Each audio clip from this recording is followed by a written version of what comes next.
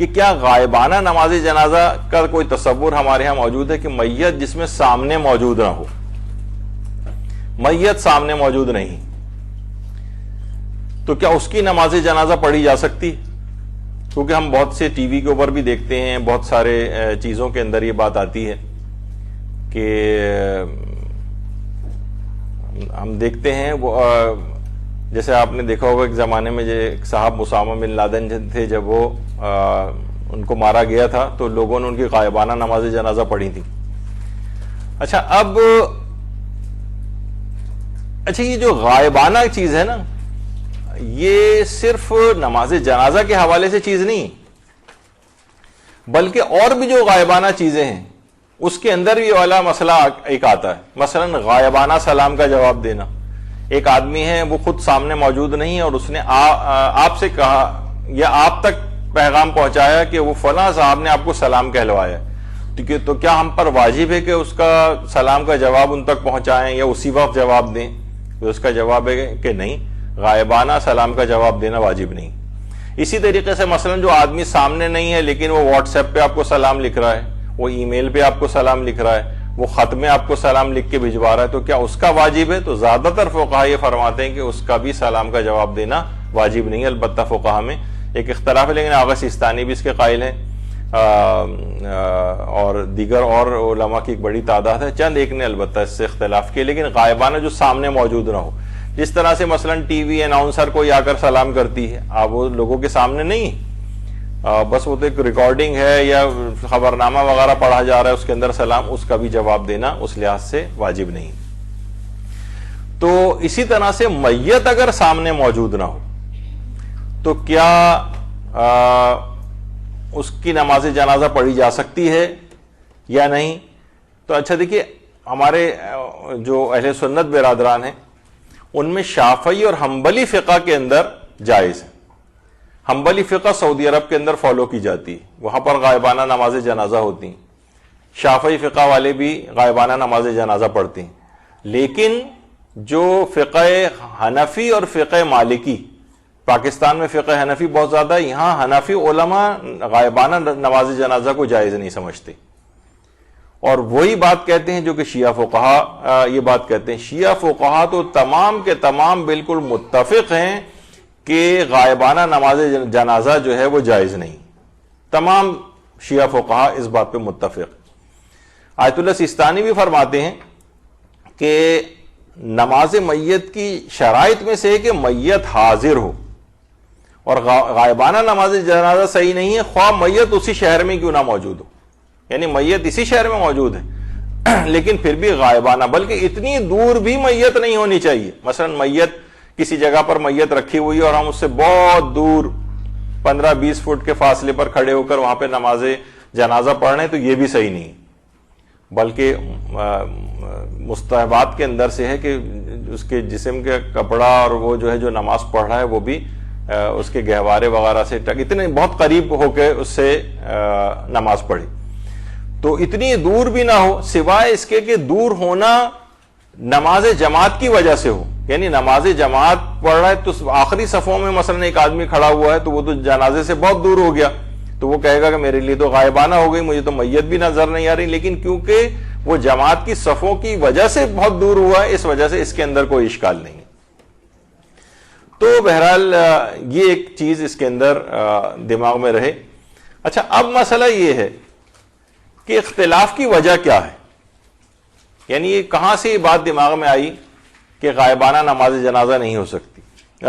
غائبانہ نماز جنازہ ہو سکتی ہے؟ وہ یہ کہ نجاشی جو بادشاہ تھا، نجاشی نہیں ہے بلکہ یہ ہے نجاشی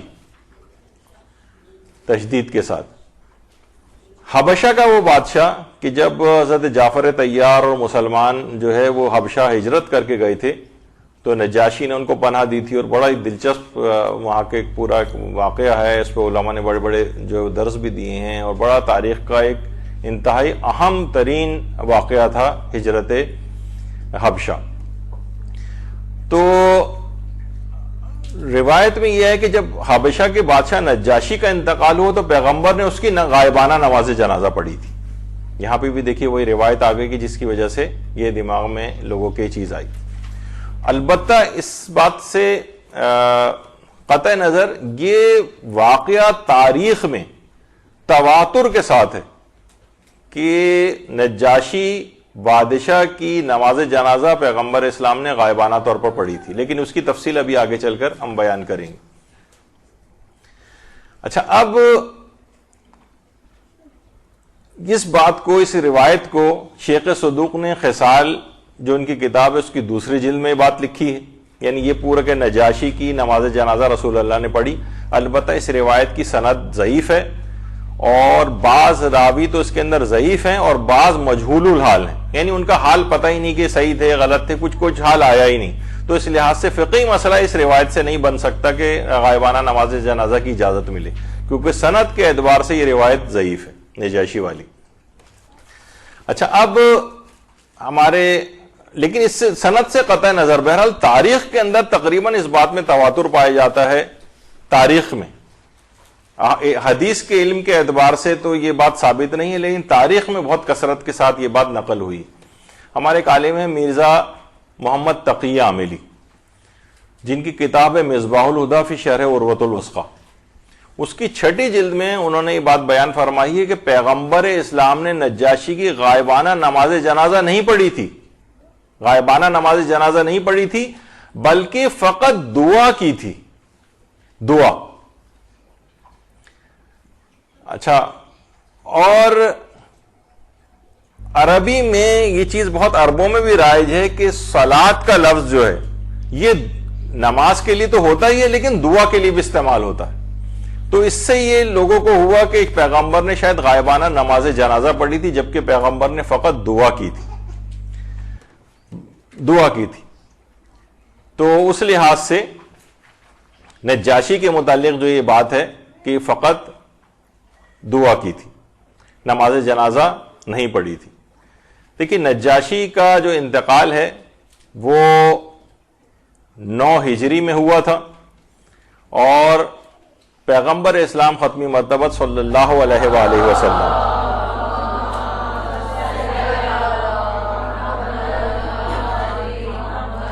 اپنے اصحاب کے ساتھ مسجد نبوی میں بیٹھے ہوئے تھے کہ اسی وقت جبریل نے آ کر نجاشی کے انتقال کی خبر دی۔ پیغمبر اتنا متاثر ہوئے اس خبر کو سن کر، اتنا شدید گریہ فرمایا پیغمبر نے، اور پھر اپنے اصحاب سے کہا کہ چلو، تمہارا ایک نیک بھائی اس دنیا سے چلا گیا ہے، چلو اس کے اوپر چل کر نماز پڑھیں، یعنی صلاۃ کا لفظ آئے یعنی دعا کریں۔ بہرحال اس کے اندر تو یہی لفظ آیا۔ اچھا، اب پیغمبر اسلام پھر چلتے ہوئے اس زمانے میں جو مدینہ تھا، مدینے سے میں جو باہر کا علاقہ تھا، صحرائی علاقہ، مسجد غمامہ والے علاقے کی طرف پیغمبر آئے۔ آج بھی جو مسجد غمامہ ہے وہ ذرا، ابھی تو مسجد نبوی کے بالکل سامنے ہی ہو گیا، لیکن پہلے یہ مدینے سے بہت باہر کا علاقہ تھا، بلکہ صحرائی علاقہ تھا۔ اس کا نام غمامہ پڑھا ہی اس وجہ سے تھا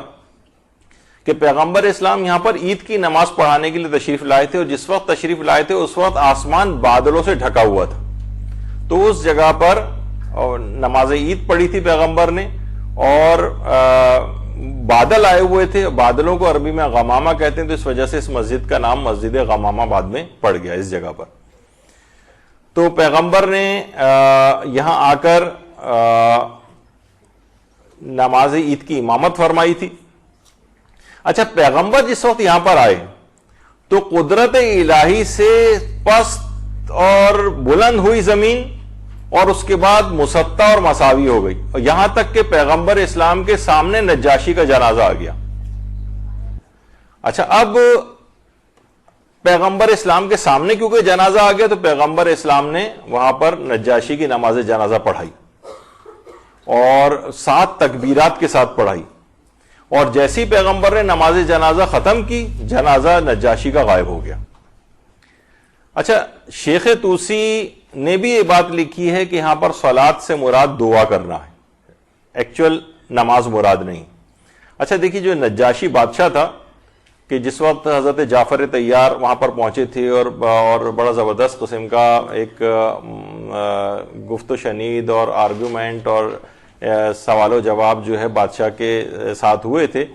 اور اس کے نتیجے میں پھر جعفر طیار نے جو تبلیغ کی تھی، نجاشی مسلمان ہو گیا تھا۔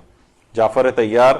کی قبر مبارک ہے اردن میں، جس کو داعش والوں نے کئی دفعہ جلانے کی بھی کوشش، بلکہ جلایا اس کو، ان کے مقبرے کو، اور کافی اس کی اٹیمپٹس ہو چکی۔ اور آج نجاشی کی جو قبر ہے وہ ایتھوپیا میں، کیونکہ ایتھوپیا، حبشہ کا جو موجودہ نام ہے وہ ایتھوپیا ہے، اور نجاشی کا یہ مقبرہ ہے اور یہ نجاشی کی قبر ہے۔ اور روایت میں یہ بات ملتی ہے کہ ایک اچھا ابھی تو میں روایت کی بات تو بتاتا ہوں، یہ نجاشی کی قبر ہے۔ اس کے اوپر موجودہ زمانے میں ترکی نے، طیب اردوان جو ہے، اس نے باقاعدہ کہا ہے کہ اس کو اور مزید بنایا جائے نجاشی کے مقبرے کو، اور اب تقریباً کمپلیشن کے مراحل کے اندر ہے، اور بہت ہی زبردست قسم کا اس کا ایک مقبرہ نجاشی کا وہاں پر تعمیر ہونے کے قریب ہے۔ اچھا، جب پیغمبر اسلام نے یہ جنازہ، یہ دعا جو بہرحال اگر نماز ہم میت کہیں، نماز جنازہ پیغمبر نے پڑھا دی، تو اس کے بعد منافقین کی طرف سے کافی اعتراضات آئے، اور ایک یہ بھی اعتراض تھا کہ دیکھو اس پیغمبر کو، یعنی انہوں نے ایک نصرانی کی نماز جنازہ پڑھا دی، حالانکہ وہ اسلام قبول کر چکا تھا، لیکن بہرحال انہوں نے اس بات کو مشہور کیا۔ تو اس کے بعد جبریل کچھ آیات لے کر نازل ہوئے، اور باقاعدہ ان آیات میں یہ چیز آئی کہ اہل کتاب میں وہ لوگ بھی ہیں جو اللہ پر اور جو کچھ تمہاری طرف نازل ہوا ہے، جو ان کی طرف نازل ہوا ہے، سب پر ایمان رکھتے ہیں، اللہ کے سامنے سر جھکائے ہوئے ہیں، اور کسی حقیر قیمت پر خدا کو فروخت نہیں کرتے۔ ان کے لیے پروردگار کے ہاں بڑا اجر ہے، اور خدا بہت بہت جلد حساب کرنے والا ہے۔ باقاعدہ نجاشی کی تعریف کے اندر یہ آیات بھی نازل ہوئی، جس وقت یعنی نجاشی ابھی مسلمان بھی نہیں ہوا تھا، لیکن باقاعدہ کہ جب سورہ مریم کی تلاوت حضرت جعفر طیار نے اس کے دربار میں کی تھی، تو اس قدر آنسوؤں کے ساتھ نجاشی رویا تھا کہ پوری داڑھی اس کی آنسوؤں سے بھیگ گئی تھی۔ تو نجاشی، اور ایک اور آیت کے متعلق بھی کہا جاتا ہے کہ یہ بھی نجاشی کے لیے آئی ہے کہ جب وہ اس کلام کو سنتے ہیں، یعنی جو تلاوت سنی تھی اس نے کہ جو رسول پر نازل ہوا ہے، تو تم دیکھتے ہو کہ ان کی آنکھوں سے بے ساختہ آنسو جاری ہو جاتے ہیں کہ انہوں نے حق کو پہچان لیا، اور کہتے ہیں کہ ہم پروردگار ہم ایمان لائے ہیں، لہذا ہمارا نام بھی تصدیق کرنے والوں میں درج کر لے۔ تو بہرحال یہ آیات نجاشی کے لیے نازل ہوئی تھیں، اور جب تدفین ہو گئی تھی نجاشی کی، تو ان کی قبر سے ایک طویل عرصے تک ایک نور سا بلند ہو کے آسمانوں کی طرف جاتا تھا۔ درود بھیجیے محمد۔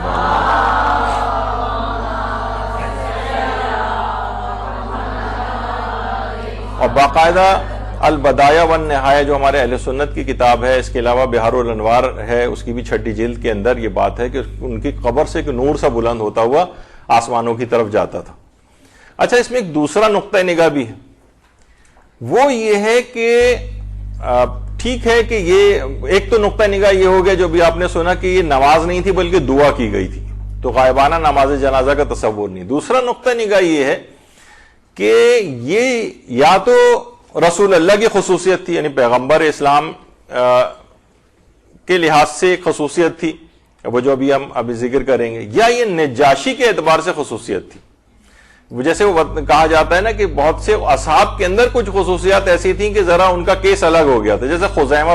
بن ثابت جو ذو الشہادتین کے نام سے مشہور ہیں، جن کی ایک شخص کی گواہی 1 کے برابر ہوتی ہے نا، خزیمہ کی گواہی کو 2 کے برابر قرار دیا گیا تھا۔ اس کا خاص واقعہ ہے کہ ذو شہادتین قرار دیا گیا تھا۔ تو کچھ اصحاب کے اعتبار سے ان کی کچھ خصوصیات ایسی تھیں جس کی بنا پر کچھ اسپیشل ان کے ساتھ طریقہ کار اختیار کیا گیا، خزیمہ کے ساتھ جیسے۔ تو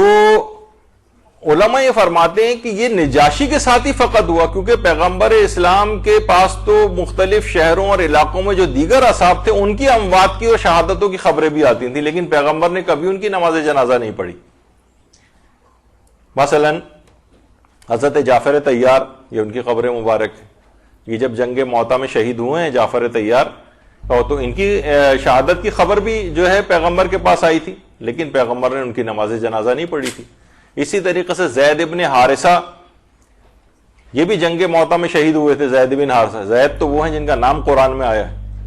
اور ایک ان کی بیوی کے ساتھ طلاق ہو گئی تھی، اور اسی کے ضمن میں پھر پیغمبر نے ان سے جو ہے ان کی زوجہ سے شادی کر لی تھی، تو اس لحاظ سے جو زینب تھیں پھوپھیزاد بہن بھی تھیں پیغمبر اسلام کی، تو اس زمانے میں خیر بڑا ابھی اس کو ہم انشاءاللہ ایک الگ سینیریو کے اندر جو ہے وہ بیان کریں گے، جو آئندہ آنے والے درس ہیں ان کا ایک واقعہ خاص زید کا. تو ان کی بھی جنگ موطا میں شہادت کی خبر پیغمبر کو ملی تھی، لیکن ان کے لیے بھی غائبانہ نماز جنازہ نہیں پڑھی تھی. تو اچھا کچھ ہمارے برادران اہل سنت کہتے ہیں کچھ روایات ہیں جن کو ان کے اکثر علماء بھی نہیں مانتے کہ پیغمبر نے ان کی بھی نماز غائبانہ نماز جنازہ پڑھی تھی، تو وہ خیر ایسا نہیں ہے. اور ایک اور روایت بھی پیش کی جاتی ہے کہ جس وقت پیغمبر جنگ تبوک کے لیے تھے، تبوک کے میدان میں موجود تھے، تو مسلمانوں کے ساتھ جب باقاعدہ جب جنگ تبوک ہو رہی تھی تو جبریل نے اس وقت آ کر پیغمبر کو اطلاع دی کہ آپ کے ایک صحابی مدینے میں انتقال کر گئے، اگر آپ پسند کریں تو زمین کو سمیٹ دیا جائے تاکہ آپ ان کا جنازہ پڑھ سکیں. تو پیغمبر نے آمادگی ظاہر کی تو جبریل نے اپنے دونوں پروں کو زمین کے اوپر مارا، تو اس طرح سے زمین سمٹ گئی اور وہ جنازہ پیغمبر اسلام کے سامنے ظاہر ہو گیا اور پیغمبر نے ان کے اوپر نماز جنازہ پڑھی. اب علماء ہماری یہ بات کہتے ہیں کہ اسی طریقے سے بطور معجزہ نجاشی کی میت بھی پیغمبر اسلام کے سامنے آ گئی تھی اور پیغمبر کے سامنے حاضر ہو گئی تھی، تو وہ بھی جو کہ غائبانہ نماز جنازہ کے قائل نہیں ہیں، وہ بھی اگر اس واقعے کو مانتے ہیں تو وہ یہ کہتے ہیں کہ پھر یہ غائبانہ کا وہ یہ تو میت پیغمبر کے سامنے آ گئی تھی، خواہ معجزے کے ذریعے کیوں نہ آئی لیکن پیغمبر کے سامنے تو آ گئی تھی، تو غائبانہ نماز جنازہ تو پھر بھی جائز نہیں ہے. لیکن کیونکہ میت پیغمبر کے سامنے آ گئی تھی تو پیغمبر نے اس پر نماز پڑھ لی. لیکن کیونکہ وہ میت جو اب آج کل کسی دوسرے ملک یا شہر یا دور دراز کہیں جگہ پر ہوتی ہیں، وہ میت کیونکہ ہماری تو یہ خصوصیت نہیں ہے کہ ہم معجزے کے ذریعے اس میت کو اپنے سامنے حاضر کر لیں، تو لہٰذا ہمارے لیے پھر جائز نہیں ہوگی. یہ صرف پیغمبر کی خصوصیت تھی یا نجاشی کی خصوصیت تھی. تو بہرحال دیکھیے نجاشی جو ہے اصل نام اس کا ازہم بن اجبر یا احبر ہے، اور ازمہا کے نام سے بھی روایات کے اندر یہ چیز آئی ہے. تو بہرحال شیعوں کے نزدیک تو یہ بالکل اتفاقی مسئلہ ہے کہ غیبت میں یعنی غائبانہ نماز جنازہ جو ہے وہ کسی بھی شخص کی جائز نہیں ہے. اور علماء اہل سنت میں بھی حنفی اور مالکی فقہ کے اندر اجازت نہیں ہے، صرف شافعی اور حنبلی فقہ کے اندر اس بات کی اجازت ہے. تو اس کے اندر بھی آپ نے دیکھا کہ صرف روایات جو ہیں وہ اس سلسلے میں جو آئی ہیں اس سے لوگ عام طور پر خود سے روایات پڑھتے ہیں، پھر خود سے ہی ایک نتیجہ نکالتے ہیں کیونکہ پیغمبر نے پڑھی تھی تو لہٰذا غائبانہ نماز جنازہ کی اجازت ہے. اور یہ والے جو روایات ہیں جیسے میں نے کہا کہ تاریخ کے اندر تو تواتر کے ساتھ تقریباً آئی ہیں، لیکن وہ سند کے اعتبار سے یعنی کسی حکم شریعت کو ثابت کرنے کے لیے نہیں ہے. اور کسی خاص صرف دیگر اصحاب کے ساتھ بھی ایسا ہوتا تھا لیکن پیغمبر نے ان کی کبھی غائبانہ نماز جنازہ نہیں پڑھی. ائمہ کے اپنے اصحاب مختلف علاقوں اور شہروں کے اندر انتقال کرتے تھے اور ان کی خبریں آتی تھیں، ائمہ نے کبھی اس کو نہیں پڑھا ہے. لہٰذا ہماری فقہ کے اندر تو مطلقاً اس بات کی اجازت نہیں ہے. البتہ اہل سنت کے جو 4 میں سے 2 فقہ ہیں وہ اجازت دیتی ہیں اور 2 اجازت نہیں دیتی. تو بہرحال یہ 3 تقریباً ہم نے آج حدیث کے سلسلے میں جو چیزیں ہیں وہ آج مکمل کی ہیں. تو اسی طرح سے جو مدرسے کی انتظامیہ ہے ان کی طرف سے یہی بات آئی ہے کہ اس طرح کی بہت ساری روایات ہیں اور چیزوں کے صحیح مفہوم یا فقہی مسائل کہ جن کے پیچھے اس طرح کی چیزیں اور غلط فہمیاں ہیں ان کو دور کیا جائے. تو ہماری یہ سیریز جو چل رہی ہے تو آج ہم نے تقریباً ان 3 چیزوں کو مکمل کیا. ایک سے زیادہ ایک ہی وقت میں جی ایسا کر سکتے ہیں. البتہ یہ ہے کہ ایک سے زائد ان جو کہ صاحبان علم اور فضل ہوتے ہیں ان کے لیے یہ ہے کہ وہ ایک سے زائد دفعہ بھی ان کی پڑھی جا سکتی ہے. لیکن اگر کوئی عام آدمی ہے تو کوئی اور اگر وجہ نہیں ہے تو بار بار اس کی نماز جنازہ پڑھنا یہ اتنا پسندیدہ نہیں ہے. البتہ صاحبان علم و فضل ہو تو اس کے لیے پسندیدہ ہے. جیسے خود پیغمبر اسلام کے لیے کتنی دفعہ متعدد لوگ آتے تھے، پڑھ کے جاتے تھے اور ائمہ اطہار نے الگ پڑھی ہیں، دیگر اصحاب نے جو ہے جو اصحاب باصفہ تھے انہوں نے الگ پڑھی. تو اس لحاظ سے اس بات کی اجازت ہے. اور اگر ایک ہی مراد یہ ہے کہ ایک ہی وقت میں ایک مسئلہ اور بھی اس میں بیان کر دیا جائے، متعدد جنازے اگر رکھے ہوں تو جمع کے سیغوں کے ساتھ ایک ہی وقت میں تمام کی نماز جنازہ بھی پڑھی جا سکتی ہے. البتہ زیادہ بہتر یہ کہ ہر جنازے کی الگ نماز پڑھی جائے، لیکن اگر مجموعی طور پر جنازے زیادہ ہوں تو جمع کے صیغوں کے ساتھ اجتماعی نماز جنازہ بھی پڑھی جا سکتی ہے. وصلی اللہ علی محمد وآلہ الطیبین الطاہرین.